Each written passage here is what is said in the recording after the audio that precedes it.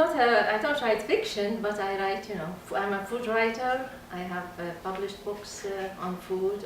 I have a translation of a medieval Baghdadi cookbook into English. So I am, and by chance, just happened that I have a published short story. So in a way, I have a niche there. Really? Yeah. Well, from my experience, I think there is a huge difference. I mean, there is no comparison. I mean, to begin with, Virginia Woolf talks about a room of her own. I mean, there, you have big families, the woman is always busy. I mean, if she finds a dining table to write on, that will be, a blessing. And a room by herself, forget it, So I think in this respect, and writing, especially fiction, you need privacy. You need to be by yourself. So in this respect, I think there is a huge difference between, and of course, I mean, a Western woman might, she wants to get away from home. She would go, for example, to Barnes & Noble, to the cafeteria, and write there. There are no such chances for women in the Arab world to do these things. Do you find that big difference? I know. I mean, writing fiction in the Arab world is just on the side. They write it because they feel the urge to write. They need to. They have something to say. They don't do it for the money. No woman became a billionaire or made a fortune from her novels, from her writings. So I think women, they do it because they want to. They want to express themselves. It depends.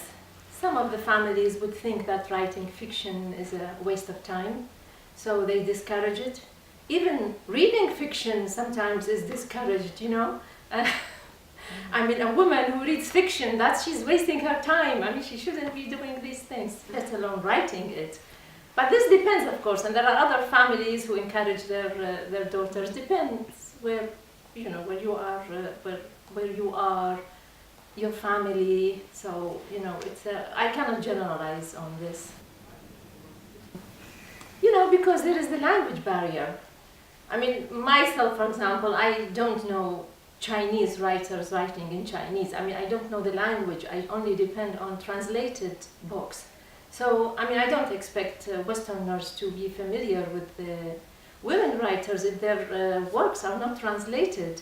So I think the translation plays a huge role in acknowledging letting them know about what's there in the Arab world. I'm sure. I mean, that's natural. I mean, if you write something, you want it to be read. I mean, you don't write it for yourself. I don't think they have the choice. So they have to accept, I mean, whoever is interested in translating them, I think they will accept it. And, I mean, they don't know really the language, and so they just, I think they welcome the chance. Certainly. I mean, it is different. The themes are different. Women in the Arab world do not have the courage to say what they really think. So everything is, either, I mean, they cannot, the majority, of course, they cannot really write about perhaps the things they want to write about. For example, gays, lesbians, sex, or only brave women, rebels can write about this. Of the women I know, when we went to Syria, we met Samar Yazbuk, and she was, I mean, I read one of her books, and it was about lesbianism, and I was surprised, and I asked her, and she said, yeah, this is quite rare in the Arab world. But she's a rebel, she's a different woman. She left home and lived by herself when she was 16. That's really, extraordinary. I mean, we cannot generalize on this. So the majority would restrict themselves to safe themes, like such as what? Family life, or they have this war experience. Of course, a lot of women wrote about their hardships and the way the war affected them, and what I call safe themes, you know, so that they won't be criticized by their society.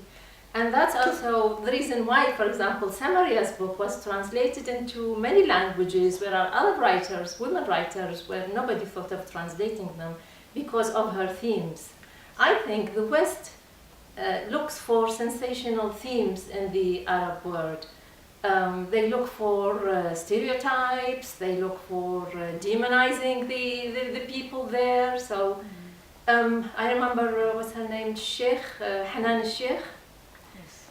She's famous here, and I happened to attend one of her book readings, and she gave the synopsis of the, of her book before. Zara? Was it Zara? Hanan Sheikh. Yeah. And, you know, the whole book, her whole, the whole story was a series of rapes. You know, he did that, and he raped this woman, and he raped that woman. It was just a series of those violent actions. So, and people like her here. So it depends upon. So women who want to be known here, they would, they'd rather write about those daring, like Nawal Nasrallah, for example, sex, yes. And so on and so on, Yeah, I'm quite sure. Yeah. For example, I remember the Egyptian writer Ihsan Abdel Quddus. He was so famous in the entire Arab world because of his sex themes, But I don't think a woman would really be, I think she would be condemned or stoned. I don't know. I wrote in my cookbook. I put on the cover. I put a beautiful painting of a woman sleeping, and I got several hate mails telling me that I should be ashamed of myself. I'm a Muslim woman. How can I show a picture on my book like this?